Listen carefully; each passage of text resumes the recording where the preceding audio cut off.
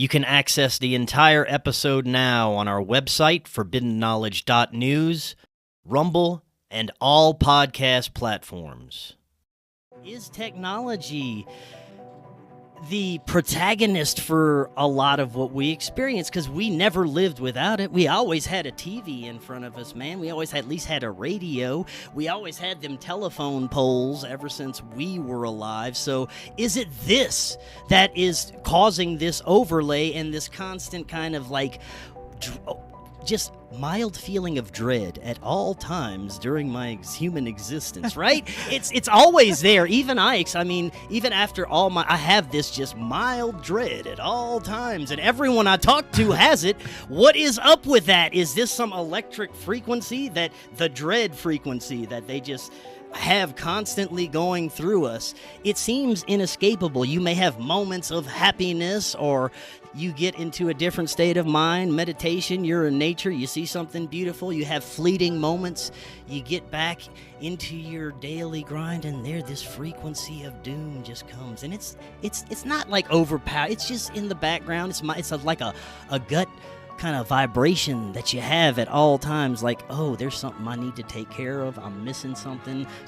bad's gonna happen, I need to do. It's always there. What is it, right? I mean, this could be the Archons, right? This could be part of the human suit. Yeah. This could be part of this ride. Another thing, though, to what you're talking about, Arthur Furstenberg wrote that book, The Invisible Rainbow. Amazing book. And he talks about going through the different rollouts of technologies and them coinciding with pandemics across the world. And it's fascinating to think about how we have EMF'd all of our shit. I was speaking with Patricio Arpaya from Forgotten Youth. He does an amazing thing, ForgottenYouthSupplyGuys.com. Go check that out. He actually made this shirt. Yeah, I'm always wearing a shit. Anyway, we were talking about this, and he was talking about maybe that when you carry your phone out to the woods is why you don't see Bigfoot, because of your EMF signal that's going on. And if you bring technology out there with you, you won't see the motherfucker, because it's almost like a Axe body spray for the woods. They just know they don't want anything to talk to you. You're not going to have anything in common. We're just going to avoid you. And so if you think about that, then all the people also who say that whenever they see a UFO that thought, yeah, I had a camera in my pocket, but something in my voice said, don't get your camera out, or don't get your phone out, or leave it in your pocket. Or the people that say, I don't know why, it's always with me, but for some reason I left it in the house, and then I went outside, and that's when I saw the UFO. So it's interesting how sort of our detachment from the material is this sort of removal of this EMF saturation. One thing I want to talk about here, and I'm excited actually to hear what you think about this. I had a couple of guys on the show the other day, the latest episode out, and we were talking about, AI integrating with their Ghost Staticom spirit I've got them coming process, on and they have in a this few really days. cool. Yes, Tony Rathman and Ron Iacovetti, very cool dudes. Shout out, guys. You guys are gonna love them. So we were talking about this, and he talks about that, all their equipment silica based, and he brought up silica. That made me think of the fucking Arecibo crop circle. Are you familiar with this? I might be. What is this one? For the audience's sake, Sagan in the 70s or whatever sent up the plaque of the 10 points of human beings that our makeup is of carbon, we're DNA-based life forms, all of these things. And so Sagan sent up this plaque on Voyager of the 10 points. Not too long after that, we get a message in the form of a crop circle next to the Arecibo telescope, and that's why they call it the Arecibo crop circle, that has an image of all the 10 points laid out exactly how Sagan sent them, but then also it was a digital signal beamed out too. So this thing went out on physical and in a digital send out. So this thing was returned, but not only were all the 10 points answered, where it answered for carbon, theirs was silica. Now, if you think about this, then an AI or an intelligence or something like that, or an alien is a silica-based life form. What are we constantly fucking surrounded by? Is silica. From all of our electronics use it, right? And so maybe that's what the scribe mirror is all about, the black mirror, the infiltration, all of that. Because think about, the different curations of comments now that are occurring on your phones, where you're not even seeing the same comments on videos as other people. They're shown to you differently. And so all the way down to this little curation of what comes out of that little thing, which now everybody just cannot live without, is fascinating to me. And also how natural phenomena in the world, in the woods or whatever, like if you leave your phone, leave your silica alien mind control device behind, it'll interact with you out there. It's fascinating, man. What if like you were saying, the children of man are the Archons, the AI, the technology. Yeah. We brought forth this intelligence that is now imprisoning us. Sometimes you look at the Gwyn towers, different radio towers. Someone brought up that they look like sigils. That's an interesting concept as well. Ooh. Dude, they totally do. And if you look, they'll build them in like a palm tree, but then and put them around other palm trees. All those other palm trees, the living ones, die. And this thing's sitting there fake as fuck, this Gwyn tower or whatever, emitting all this radiation, man. So they're putting them on apartment buildings, your office, all this stuff has them on it, right? But yes, it could be this thing, and we could be AI becoming self-aware, man.